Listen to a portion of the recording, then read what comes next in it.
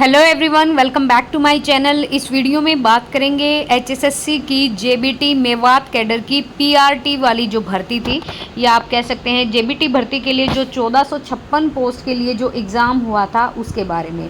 आप सभी को पता है कि अभी कुछ दिन पहले ये एग्ज़ाम का रिज़ल्ट आया और यहाँ पर डीवी की लिस्ट जारी की गई, लेकिन जर्नल कैटेगरी की जो कट ऑफ गई वो गई आपकी 70.2 पे, और ईडब्ल्यूएस कैटेगरी की कट ऑफ गई 71.25 पे। मतलब 1.5 के आसपास ये ज़्यादा कट ऑफ रही, 1.5 नंबर के आसपास। अब यहाँ पर केस हुए इस भर्ती पर लगातार 24 ग्रुप का जो एचएसएससी 24 ग्रुप के जो एग्ज़ाम हैं, ना तो पेंडिंग एग्ज़ाम अभी लिए जा रहे हैं कोर्ट केस की वजह से, ना कोई रिज़ल्ट घोषित किया जा रहा है। जबकि कोर्ट ने तो ये तक कह दिया कि 2019 के बाद की जितनी भी भर्तियां हैं उन सभी का रिवाइज रिज़ल्ट आएगा। मतलब उन सब भर्तियों पर दोबारा से जांच शुरू की जाएगी। And you know very well कि भाई जो सोशो इकोनॉमिक क्राइटेरिया के जो 5 मार्क्स थे वो भी कोर्ट की तरफ से ये हटा दिए गए हैं डबल रिजर्वेशन वाली चीज़ को लेकर। अब यहाँ पर जो पीआरटी भर्ती का जो मामला था, इस पर क्या केस हुआ है ये आप सभी को पता है। ये केस है सिर्फ कट ऑफ को लेकर। इससे कुछ दिन पहले एक पिटिशनर का जब फैसला हुआ था, एचपीएससी की एक पिटिशनर थी प्रोमिला जी, उन्होंने केस किया था अपनी भर्ती को लेकर, और हाई कोर्ट की तरफ से, ना केवल हाई कोर्ट बल्कि सुप्रीम कोर्ट की तरफ से भी ये फैसला आया था कि उन्होंने जो केस किया था वो अपने केस में जीती थी। और एचपीएससी और एचएसएससी भी एचपीएससी के ही इस रिजर्वेशन फॉर्मूले को यूज़ करता है कहीं ना कहीं, ये कमीशन भी। तो अब यहाँ पर देखिए क्या बोला गया है। ईडब्ल्यूएस कैटेगरी उम्मीदवार के नंबर ज़्यादा और अनारक्षित श्रेणी उम्मीदवार के अंक कम। मतलब ये बोला है कि ईडब्ल्यूएस की ज़्यादा पर गई है कट ऑफ और जनरल कैटेगरी की कम पर गई है कट ऑफ। मैं आपको एक बात बताती हूँ कि कहीं पे भी कोई भी मैंने आज तक नहीं देखा है, हरियाणा की मैं बात नहीं कर रही हूँ, कि जनरल कैटेगरी की ज़्यादा कम चली जाए कट ऑफ और ईडब्ल्यूएस की रह जाए, मतलब ज़्यादा चली जाए। देखो ये बात बोलना बिल्कुल ठीक है कि फाइनल में उन लोगों को मौका देंगे, या फिर ईडब्ल्यूएस की कम पे चली जाती है एज़ कम्पेयर टू अनरिजर्व्ड कह लो या जनरल कैटेगरी। लेकिन एक बात बताइए कि अगर उनको फर्स्ट पे ही रिजर्वेशन नहीं मिल रहा तो फाइनल में रिजर्वेशन उनको दे दिया जाता है। जबकि कैंडिडेट्स का तो ये तक कहना है कि हमें प्रोविज़नल रिजर्वेशन ही चाहिए। फाइनल में आप सही है भाई, फाइनल में ऑब्वियसली कम जाती है अनरिजर्व कैटेगरी की बजाय, जो रिज़र्व कैटेगरी होती है उनकी कट ऑफ कम रहती है। तो इनको यहाँ पर भी कट ऑफ कम देनी चाहिए, ये कैंडिडेट्स का कहना है। अब यहाँ पे देखिए, पंजाब और हरियाणा हाई कोर्ट ने हरियाणा कर्मचारी चयन आयोग की पीआरटी भर्ती प्रक्रिया पर स्टे लगा दिया है या रोक लगा दी है। पिटिशनर का दावा है कि ईडब्ल्यूएस कैटेगरी उम्मीदवार के ज़्यादा नंबर लेकिन अनरिजर्व कैटेगरी के नंबर कम हैं, और आयोग ने एचपीएससी के मामले में हाईकोर्ट के दिए हुए फैसले की अनुपालना की है। जबकि हाईकोर्ट ने प्रोमिला जी का जो केस था उनके जीतने के बाद एक नोटिस जारी किया था, ना केवल एचपीएससी को बल्कि एचएसएससी भी उनके रिजर्वेशन रूल को फॉलो करती है, तो ये आयोग को भी मानना था, लेकिन उन्होंने यहाँ पर अनुपालना नहीं की है। पिटिशनर की तरफ से एडवोकेट रविंदर सिंह ढुल ने कहा है कि हाईकोर्ट की डबल बेंच ने एचपीएससी मामले में 19 अप्रैल 2025 को एक फैसला सुनाया था, मगर एचएसएससी ने उस फैसले की पालना नहीं की। जो यहाँ पर जस्टिस रहे त्रिभुवन दहिया, इनकी खंडपीठ में 28 मई 2025 को सुनवाई के बाद इंटरिम ऑर्डर में ये लिखा है, अन्य बातों के साथ साथ ये तर्क दिया गया कि जो एलपीए थी 329 2024 की, उसमें डिवीज़न बेंच के द्वारा 9 अप्रैल 2025 को ये फैसला किया गया कि कानून का प्रतिवादी ने पालन नहीं किया, और जिसका शीर्षक एचपीएससी बनाम प्रोमिला और अन्य इन सभी का केस मर्ज कर दिया गया था प्रोमिला जी के केस के साथ। तो स्पष्ट है कि ईडब्ल्यू श्रेणी के उम्मीदवारों के लिए कट ऑफ 71.25 और जो कि अनरिजर्व या जनरल कैटेगरी के लिए 70.3 से ज़्यादा है। स्टेट के वकील को आयोग के सचिव से ये इंस्ट्रक्शंस मिली, लेकिन उन्होंने कहा कि उन्हें याचिका में उठाए गए मुद्दों पर कोई भी इंस्ट्रक्शन नहीं दी गई। नोटिस ऑफ मोशन मतलब नोटिस अभी जारी है, नोटिस ऑफ मोशन मतलब काम चल रहा है इस नोटिस पर, जबकि प्रतिवादी या राज्य की ओर से राज्य अधिवक्ता नोटिस स्वीकार करते हैं और निर्देशन प्राप्त करने के लिए समय मांगते हैं। ये सुनवाई 25 जुलाई 2025 तक स्थगित कर दी है। मतलब अगली जो सुनवाई होगी इस केस के ऊपर जेबीटी वाले के, मेवात वाले के, वो 25 जुलाई तक है।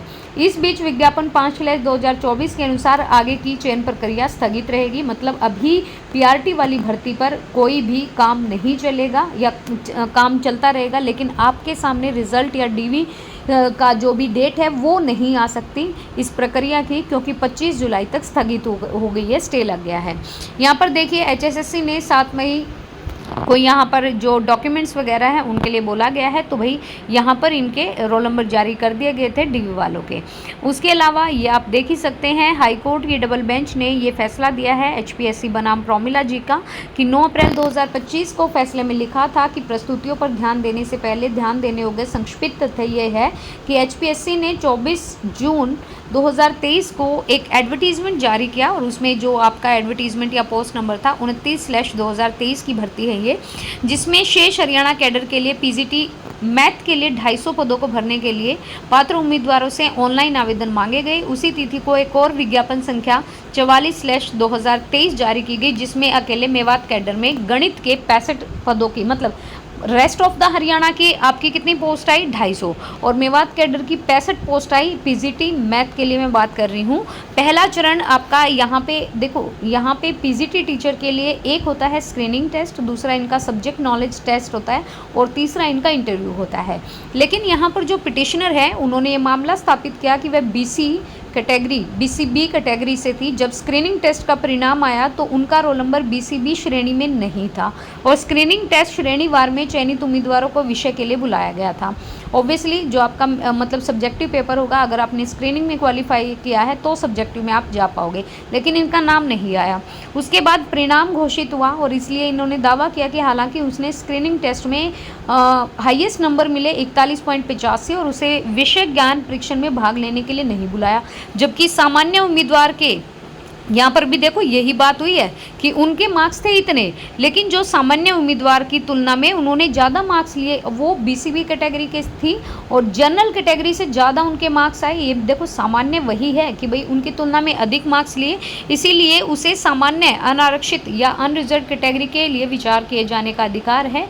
उसे न चुनकर उसके अधिकार को अस्वीकार किया, इसीलिए रिट या पिटिशन या फिर प्रतिवादी ने स्क्रीनिंग टेस्ट परीक्षा के चरण में सामान्य श्रेणी में माइग्रेशन का दावा करते हुए आरक्षण का लाभ मांगा, जो यहाँ पर एक न्यायाधीश ने तर्क को स्वीकार कर लिया, और उपरोक्त के अनुसार ये माना गया कि खंडपीठ ने सुप्रीम कोर्ट के फैसले का हवाला दिया था। उसमें लिखा था कि उपयुक्त निर्णयों पर गौर करने के बाद हमें ये मिलता है कि प्रारंभिक परीक्षा के चरण में भी आरक्षित श्रेणी का एक उम्मीदवार गैर आरक्षित श्रेणी की उम्मीदवार की तुलना में अधिक अंक ले सकता है, और ये स्वीकार्य स्थिति है कि प्रारंभिक चरण में अलग अलग कैटेगरी की अलग अलग मेरिट सूची तैयार की जाती है। हालांकि अलग अलग श्रेणियों की मेरिट सूची तैयार करने से पहले जो आपकी ओपन कैटेगरी की सूची है वो बनाई जाती है, और इसमें वो अभ्यर्थी आते हैं जो अपनी योग्यता के आधार पर अलग अलग श्रेणियों से आते हैं।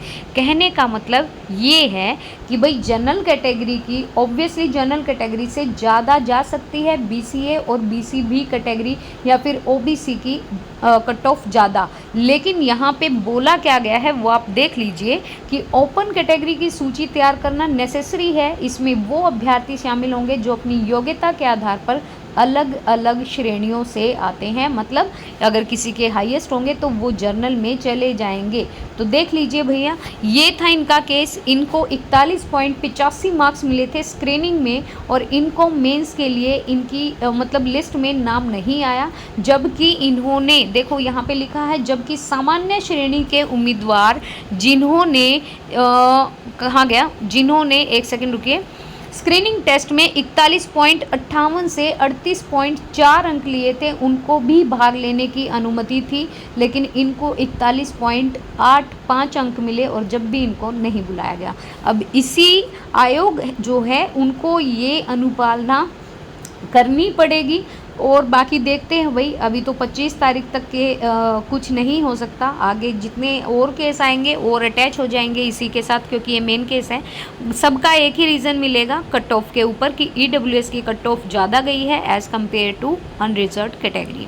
सबके अलग अलग विचार हैं इस चीज़ पे कि भाई केस करके भर्ती को रोक दिया। मैं आपको एक चीज़ बताऊं कि जो 24 ग्रुप का मामला है या 20 ग्रुप कह लो, जो भी है HSSC का, जिसमें आपका CET पेपर हुआ था और उसके बिहाफ पे मेंस का पेपर लिया गया था, 2023 दिसंबर में पेपर ले लिया गया था, पूरा 2024 निकाल दिया उस केस में, 2025 का आधा साल निकल गया है उसी केस में, 1.5 साल से कोर्ट में पेंडिंग पड़ा है। एडवोकेट जनरल कोर्ट में जाते ही या उनकी तरफ से जो भी उनकी वकील है कोर्ट में जाते ही नेक्स्ट डेट मांग लेते हैं। अगर कोर्ट में भर्ती गई, वो भी हरियाणा में ना, मैं ये नहीं कहती कि हरियाणा में बहुत बुरा हाल है, लेकिन अपना छोटा सा ही स्टेट है, इतना बड़ा स्टेट नहीं है कि संभालना बहुत मुश्किल है।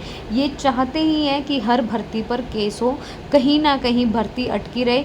अभी तो स्टे है, वरना जैसे ही स्टे हट जाएगा तो ईडब्ल्यूएस के या उन पिटिशनर के जिन्होंने केस किया है उनकी पोस्ट को हेल्ड करके एचएसएससी हो सकता है डीवी के लिए लिस्ट निकाल दे। और अगर केस में भाई मजबूती होगी या जो भी है, भाई मैं नहीं कहती कि दूसरे की वजह से एक का लॉस हो, लेकिन दूसरे का भी लॉस नहीं होना चाहिए।